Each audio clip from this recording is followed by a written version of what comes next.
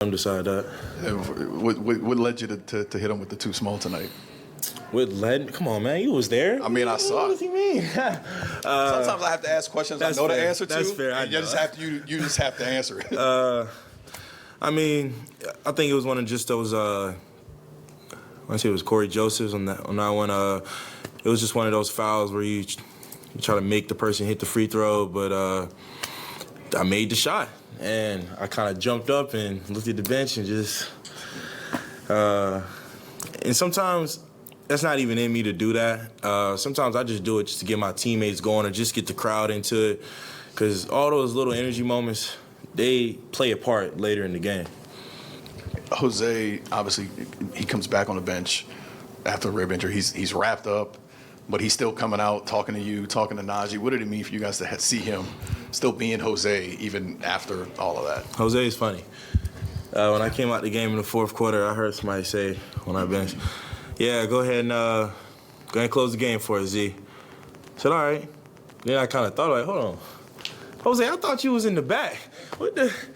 Hey, but that just showed what kind of person Jose is. I don't know. I want to say he got hit in his rib or somewhere, but he go down like that, has to go to the back, but he's right back out there just cheering the team on, and he's not faking that. I say it all the time. That's just who he is, and that's what makes him special. How important are games like this where it's physical, there's some talking, close in the fourth quarter when you're trying to build towards the playoffs, right, in the team building process, just going through experiences like this together? Games like these, when I say games like these close games, it can go either way at the end. These games mean a lot, especially for placing later on in the season when it comes to playoffs. So when we get wins like this, that's big for us. Like that's big for this team. And another 20-point game for Trey. Just what's it been like just seeing his development offensively, the way he's contributing, not just the threes, but doing a little bit of everything on offense? Trey played 35 minutes. Man, I feel like he just kept getting fouls, but man, Trey is Trey. Now that I don't know why people didn't see it before, but Trey's a special shooter. So when you have a shooter like that on the court, when you're trying to rush out there to close out, Trey's been putting the ball on the floor, getting to the basket, and creating for other teammates there. That's just been adding to his game and allowing him to get even more space when he wants to work. So watching Trey's development, just like I say about Dyson, just kind of unfold right in front of your eyes I'm just glad to be a part of it. See, what makes Willie such a great communicator? It can be hard for coaches to say the same message over and over and not have it almost get stale. What is he like? How does he keep y'all so locked in? I think it's just his delivery. I think how you deliver something really kind of gets the message across.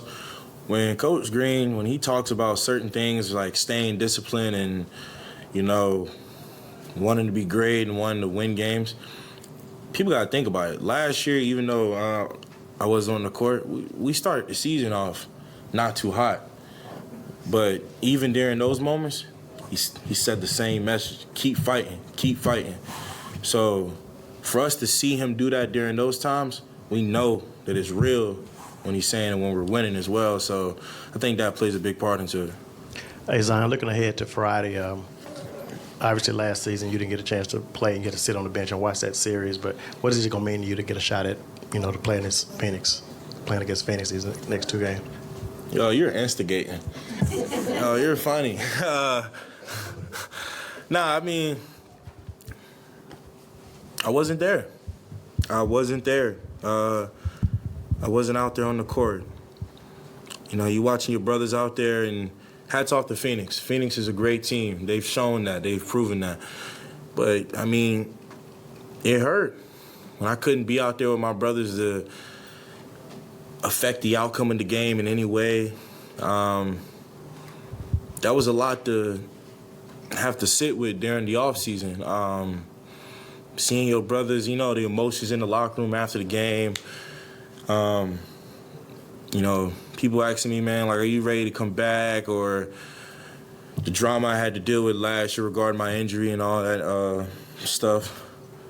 I was focused on and I just wanted to be out there with them. So to get a chance to play against them, I mean, currently it's one game at a time. I'm going to lock in on the game plan, go over scout, and just try to get the win. Over here, Zion, during the 5-game winning streak, there have been a few prominent players out. How did that influence your approach during this little stretch, and how do you feel like you've done, with the team winning these 5 straight? I don't think that's really up to me to decide how I've done these past few games. I'm glad we just been on a win streak, but I gotta thank my teammates and my coaches. When CJ was out and Bi was out, my teammates looked at me like, all right, like we're depending on you, and I mean that trust does a lot for somebody. So to see them trust me, even though I missed all last season, it means a lot to me, and I simply just don't want to let them down. Zion, to follow up on that, does this give you an appreciation of what B.I. went through last season when he didn't have the same kind of help? Yo, y'all instigating tonight?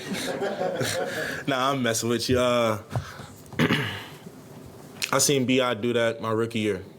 Even though I hadn't even played in the NBA yet, but I watched B.I. grow, and he became an all-star. So I've always appreciated B.I. I tell people all the time, man, like, that's my dog. That's my partner in crime on the court. When me and him on the court, I really feel like we can do some real damage out there. So, I mean, this experience didn't really do much for me because I already had that respect for him prior, from my rookie year. Gotcha. And then on watching people grow, you just mentioned Dyson. He was getting subbed into the game, defensive situations, 5 fouls. Can you talk about just the trust and the respect and the appreciation y'all got for the youngest guy in the locker room stepping up in those big moments? I mean, Coach say it all the time, not calling you out, calling you up. And I've been saying it in the past few post-game interviews. Each time his name gets called, his number gets called, he steps up. Even if fouls aren't really going his way, he doesn't complain about it. He just, all right, I'm going to make the next play. And I respect that a lot about him. Based on the Phoenix Suns going against... Come on, bro. No, I'm messing with you. I was just about to ask. The Boston Celtics are up 30 right now. You guys have a chance to be in first place when you face Phoenix on Friday. How does it feel to, the mentality will have to change? You guys are the hunted, not the hunter anymore. Yeah. That's a very it's a complicated answer because I mean the West is so close right now, everybody's within 2 games, 1 game. So I mean if we get number 1 on the West, I think it'll be a moment. But like I said in the previous question, one of my previous answers, we just looking to lock in on that scout, do what we got to do to get the win. And I know everybody's been trying to get you in the dunk contest since you got in the league, but now Trey's trying to throw his name out there. How do you think he'll do if he got in the dunk contest this year? If Trey is in the dunk contest this year, I feel like Trey, not being biased, just from what I've seen, y'all seen it too, so just saying, Trey would win. I think Trey would win, but I think me from a realistic point, it also comes down to just making it on the first try and the finesse and power of your finish. And from what I've seen, Trey does that. All right, thanks, Ian. No problem. You guys have a great night. Thank you.